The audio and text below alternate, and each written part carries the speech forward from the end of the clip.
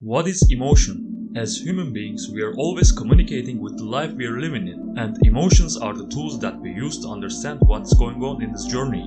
We can say that emotions are produced as a neurological response from our body to let us know mainly about pleasure and displeasure. We can be motivated, stifled, or devastated by emotions. When we experience positive emotions, we understand that everything is going alright and vice versa. But what are the vital determinants behind how we feel? Every human has common certain desires like surviving, reproducing, and being loved.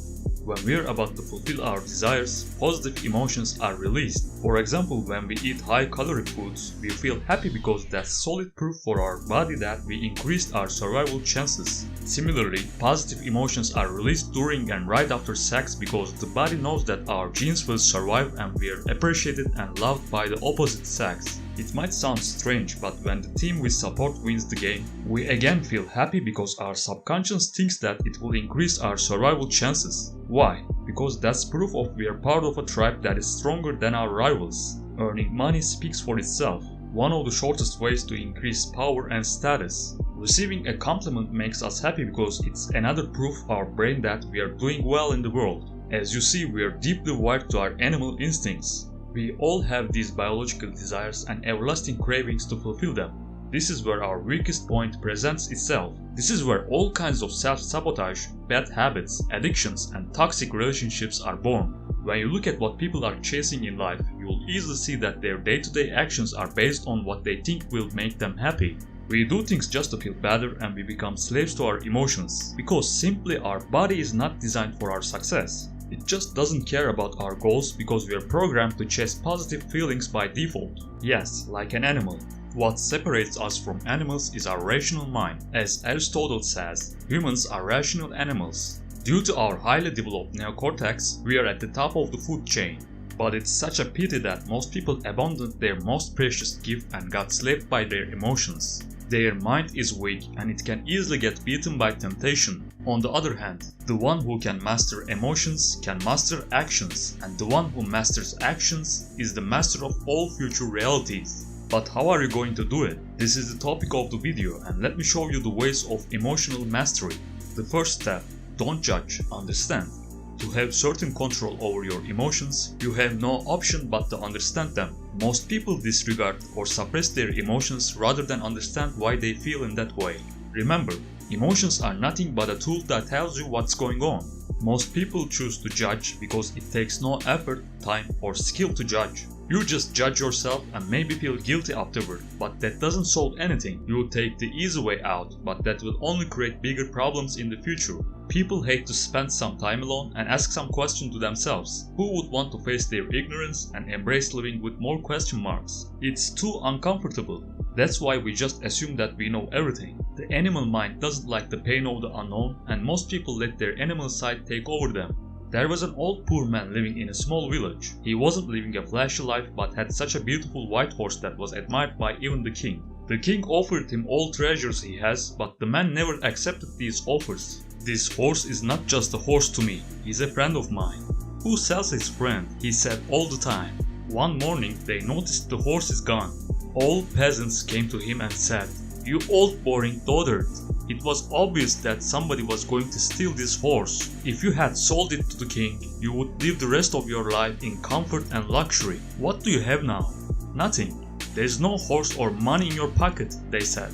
The old man replied, "Don't hurry to judge, my friends. Take your time. For now we only know the horse is not here. This is the truth. The rest is your judgment. Who knows what's going to happen next?" Peasants burst into loud laughter. About 15 days later, the horse was back unexpectedly in the middle of the night. It was not stolen but escaped to the mountains by itself. On its return, it also brought 12 wild horses. After people saw this, they all apologized to the old man. "You were right, old man. It was not an unfortunate event. Now you have 12 more horses." The old man responded calmly, "You are still too quick to judge. Just say that the horse is back because that's all we know. We don't know what's going to happen next." This time villagers did not mock the old man, but they all thought what an idiot he was. After a week, his only son broke his leg when he was trying to tame wild horses. The young man was the only source of income in their family and he was destined to stay in bed for a long time. Peasants came to his house again and said, "Your son won't be able to use his leg because of these horses. There is also nobody to take care of you. You are going to be more poor and miserable than before." The old man replied, "You all have the sickness of early judging. Don't rush. Yes, my son broke his leg. And this is the truth. The rest is your judgment. We still don't know what's going to happen next." A week later, the enemy attacked with a well-equipped army. The king gave the order that every healthy man must join the army, so every young man except the son of the old man was called for duty. This caused deep sorrow in the village because there was no way to win this war. Everybody knew that soldiers were either going to die or be taken as prisoners. Villagers came to the old man again by saying, "You were right again, old man. Your son has broken a leg, but at least you have him by your side. Our children will never come back again. It was fortunate that your son broke his leg. You keep making early judgments. There is one single fact that we all know. My son is here and yours joined the army. None of us know whether these are good or bad luck," the old man said. "So why did I tell this story? As humans, we have a tendency to judge and decide early, and that's what keeps us away from reaching the truth. However, if you want to understand your emotions, you can't be too eager to decide early. It's okay if you don't understand at the start, and no matter how uncomfortable it feels, we have to be patient and ask the right questions. It's a process and everything will be more clear when we reach the final state. Change your perception. Events are natural by default, they just happen. Later we filter and label them through thinking. A strange event might happen in the lives of two different people. While the first one laughs it off and moves on, the other one can be depressed for months. So it's often not the circumstances that keep you stuck in life, but it's how you interpret them. Nobody can cause you to feel anything unless you allow yourself to do so. By choosing to direct our thoughts, feelings, words, actions and attitudes consciously, we can transform and improve everything around us. Let's imagine a cheating scenario for two different guys, where they catch their girlfriends in the bedroom with another guy. The first guy, Jack, is devastated by the betrayal of his loved one. How could you do that after all the things he has done for her? He became very angry and upset. He kept texting to her by saying, "How could you do this to me? Why? What was wrong with me?" And he couldn't even get a response from her. He would have done anything to forget what he has just seen. For years, Jack dealt with depression and anxiety. He also started drinking and using substances to suppress this pain. His following relationships were also never healthy because he always had trust issues. He couldn't focus on his work because his mind was always busy with self-deprecating thoughts. On the other side, the other guy, Brian, responded completely differently to the same event. Unlike Jack's quick-tempered behavior, he calmly said, "Please don't be bothered, just enjoy what you have done." He proceeded to open his favorite show on Netflix by preparing some drinks and chips. While the guy was leaving the house, he said, "Come again." His girlfriend was shocked and pissed off. "Aren't you going to say anything?" she said. Brian kept his non-reactive attitude, and this was driving her nuts. She started screaming, but Brian didn't even flinch. He just kept watching the show by eating potato chips. She started crying by saying, "Didn't you love me at all?" Brian said, "It's okay, I talked to him before and I let him have sex with you." After she heard this, she went totally crazy and started turning the place upside down. She was crying and punching him at the same time. After years, she could not stop following him on the internet. She was occasionally calling him and asking for a new trial, but Brian never replied to her again. Do you see? The same event happened, but there were completely two different results as day and night. Jack felt terrible because of a betrayal, while Brian felt grateful that it happened before he invested more in this relationship. For Brian, it was her fault and she was the one who lost him. But Jack searched for what was missing in his character for years. Both men have gone through completely different emotional processes because they had different perceptions. We create the emotion cycle through our filters. Weak minds have an automatic pain-producing perspective, while strong minds can evaluate the situation healthfully. So, take control over your perception by building a strong mindset and do not let your emotions work against you. Always sharpen your mind. The more you sharpen your rational mind, the less you become a slave to your animal instincts, and the more you have control over your emotions. When the mind falls, all sorts of misery follow later on. If you are a learning machine, your mind has no chance but to work all the time.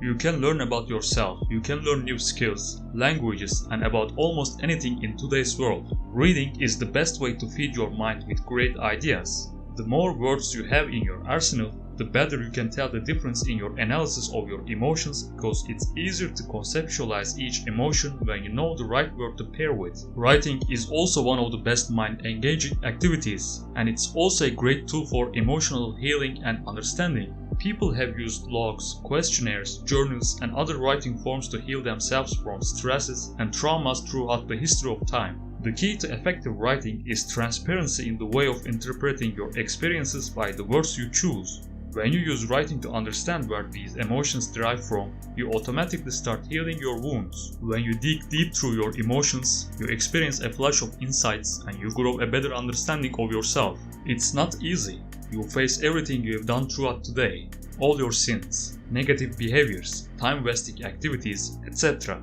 Who dares to face who they are? That's why not all people will work through that distress therapeutically or through continued writing. At its core, you must be willing to express your emotions to observe and learn from them. Otherwise, it's easier to dismiss them and live in a chaotic world in your head.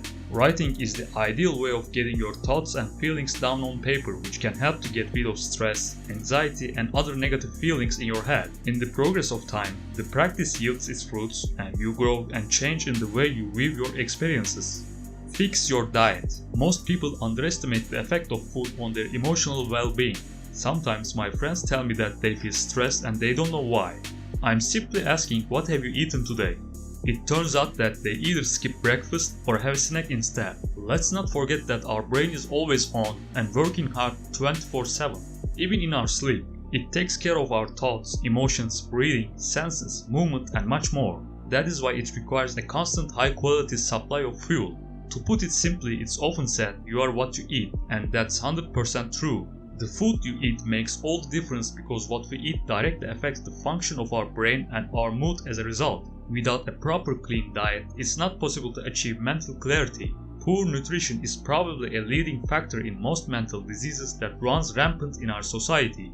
Most research shows a certain link between the food we eat and its impact on our mood. Diets that are rich in artificial sugar, junk food, and carbohydrates play a key role in worsening mental disorders. On the other hand, diets rich in protein, fiber, and healthy fats can improve symptoms of depression and anxiety. Also, all mind-numbing substances are making you emotionally more fragile. This is why you start showing emotions more when you drink alcohol. The damage you get in the long term is irreversible, and this is serious. You start losing the ability of your rational mind day by day.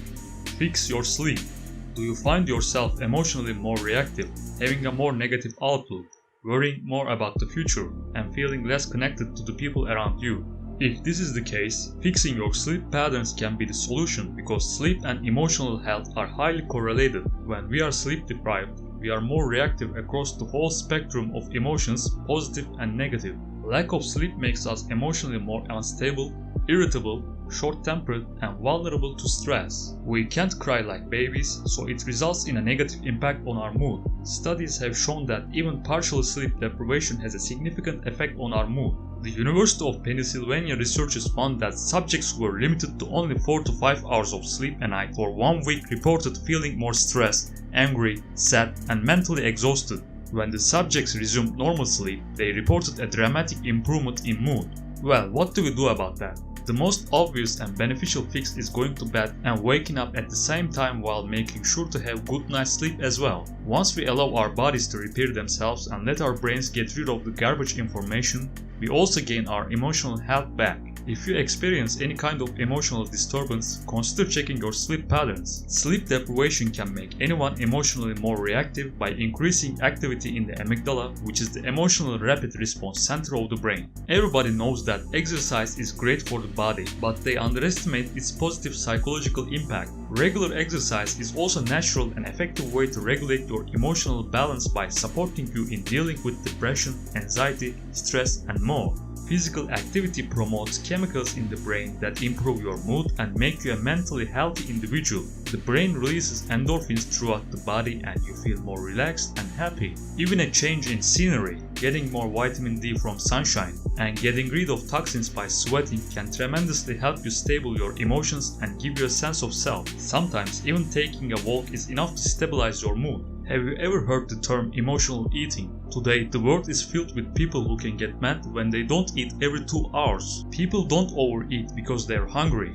They eat because of emotional satisfaction. They eat out of boredom for self-indulgence as a result of emotional weakness. When you have no control over your reptilian brain, you can easily get fat through binge eating. You know that fasting can make you sharp physically, but do you know that it also sharpens your mind? The less food you digest in your system, the more your brain uses the sources in your body to think. It's scientifically proven that fasting has anti-aging effects on the human brain. Plus, it can also help improve the brain's ability to form new neural connections and fight inflammation, which results in better memory, not to mention the improved cognitive ability to learn and retain new information.